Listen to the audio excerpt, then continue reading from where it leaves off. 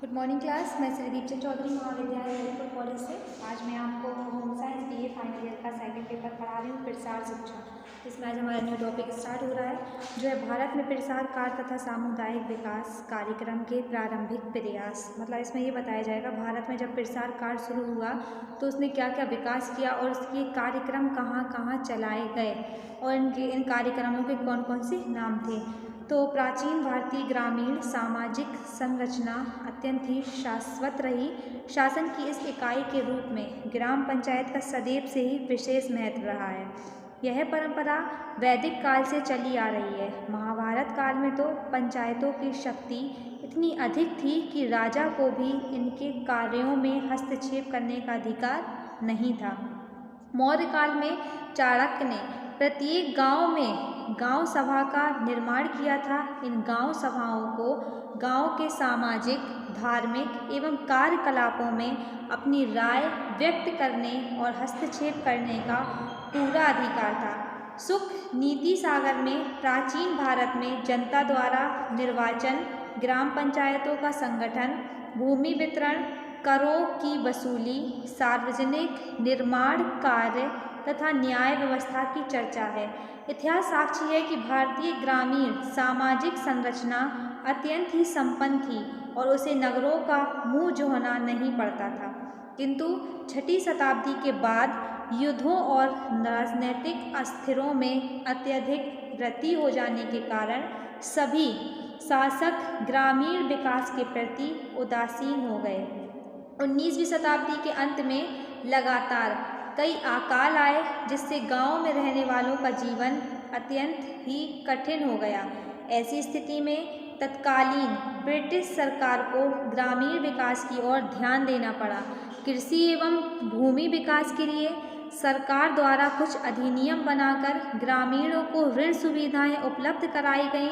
इनमें भूमि का विकास ऋण अधिनियम, कृषि ऋण अधिनियम, सहकारी साख समिति अधिनियम 1904, सहकारी अधिनियम आदि प्रमुख थे। इनके अलावा सरकारी स्तर पर ग्रामीण विकास बोर्ड बनाए गए, लेकिन इनके माध्यम से ग्रामीण विकास के क्षेत्र में कोई स्पष्ट प्रभाव नहीं पड़ा। इनमें से अधिकांश योजनाएं फाइलों के पन्नों तक ही सीमित रह गईं। इन पर कोई वर्क नहीं हुआ, कार्य नहीं हुआ। जैसे जैसे स्वतंत्रता आंदोलन की जड़ें मजबूत होती गईं तो भारतीय सामाजिक जीवन में परिवर्तन लाने के निमित्त अनेक समाज सुधारकों ने साश्रम प्रयास किए और लोगों को ध्यान इस ओर आकर्षित किया कि परिणाम स्वरूप कुछ सुधारवादी अधिनियम पारित हुए।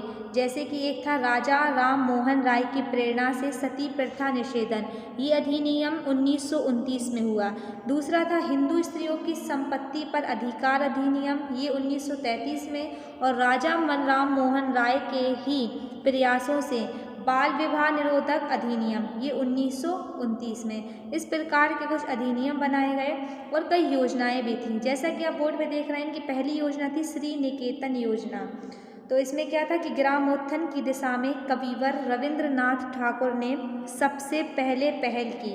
उन्होंने अपनी ही जमींदारी के कालीग्राम परगना में युवकों का एक संगठन ग्रुप बनाकर आसपास के गांव में विकास कार्य शुरू किया। सन 1921 में एलम हर्सट के सहयोग से श्री निकेतन के रूरल रिकॉन्स्ट्रक्शन इंस्टीट्यूट की स्थापना की। श्री निकेतन प्रोजेक्ट में 8 गांवों को एक केंद्र बनाकर काम करना शुरू किया। इस प्रोजेक्ट का मुख्य लक्ष्य था कि युवकों के माध्यम से ग्रामीणों का विश्वास प्राप्त करना तथा संगठन के सदस्यों के द्वारा निस्वार्थ भाव से ग्रामीणों को उनकी समस्याएं हल करने में सहायता पहुंचाना। ग्रामीण क्षेत्रों के प्रमुख धंधे जैसे कृषि, सहकारी कार्य, ग्रामीण उद्योग, शिक्षा आदि को और बढ़ावा देना, जीवन में उनकी उन्नति लाना था। तो ये था श्री निकेतन योजना। अब श्री निकेतन कार्यक्रम का लक्ष्य क्या था? तो श्री निकेतन प्रोजेक्ट में दोहरा कार्यक्रम निहित था। इसके अंदर एक और ऐसा संगठन था जिसे ग्रामीणों के बीच काम करना था तथा दूसरी ओर गांव के निवासी थे जिन्हें इस संगठन पर विश्वास कर इनकी बताई राह पर चलना था।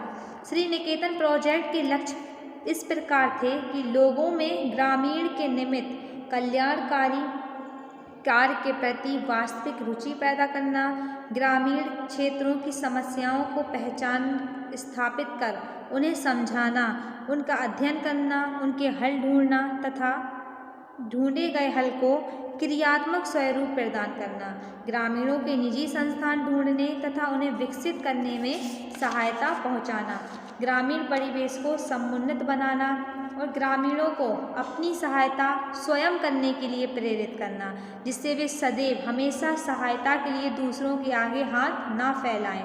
परंपरागत एवं ग्रामीण हस्तकलाओं को विकसित करने हेतु प्रशिक्षण केंद्रों की स्थापना करना, ऐसे केंद्रों की स्थापना से ग्रामीण उद्योगों के प्रति ग्रामीणों का आत्मविश्वास बढ़ाना, इनके प्रति रुचि जागृत करना तथा ग्रामीणों के लिए धनार्जन की संभावना बढ़ाना।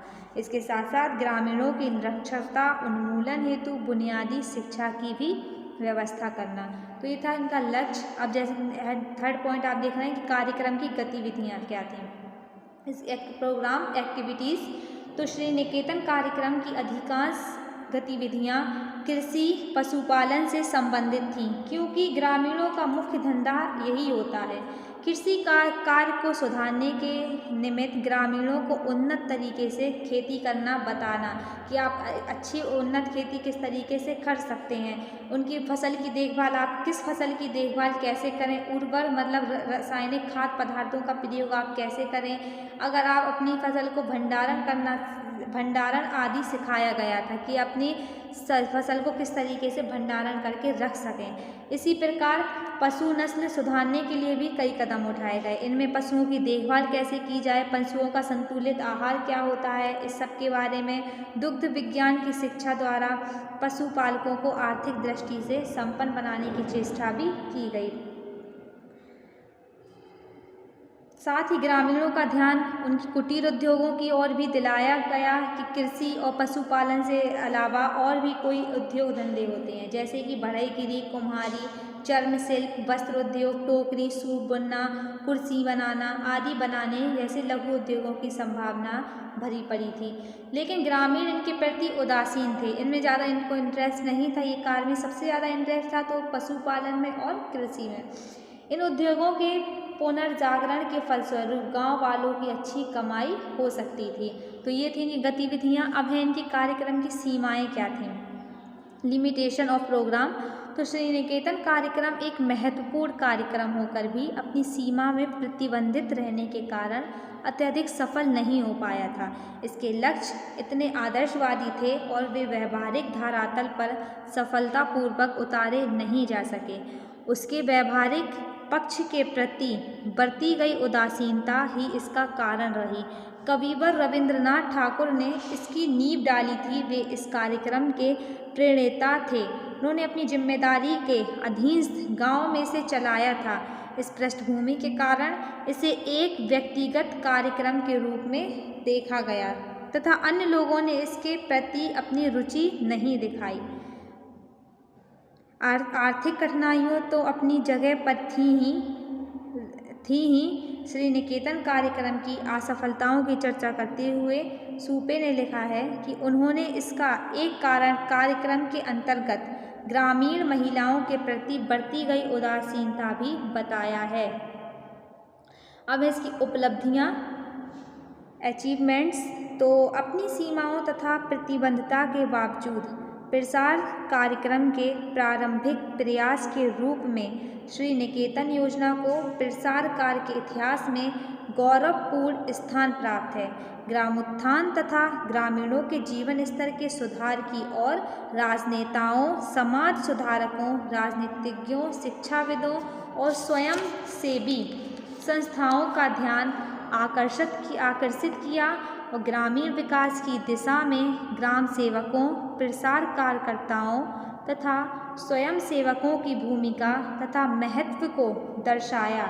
इस प्रकार प्रसार कार्य की एक ठोस नींव पड़ी। पिछले दिनों में श्री निकेतन के रूरल रिकंस्ट्रक्शन इंस्टीट्यूट को पुनर्गठित करके एक महत्वपूर्ण संस्था का दर्जा भी दिया गया है। तो ये होगी श्री निकेतन योजना की लक्ष्य, गतिविधियाँ, सीमाएं और उपलब्धियाँ। न्यू वीडियो में मैं आपको एक न्यू योजना लेकर आऊँगी जो रहेगी गुड़गांव प्रोजेक्ट के बारे में।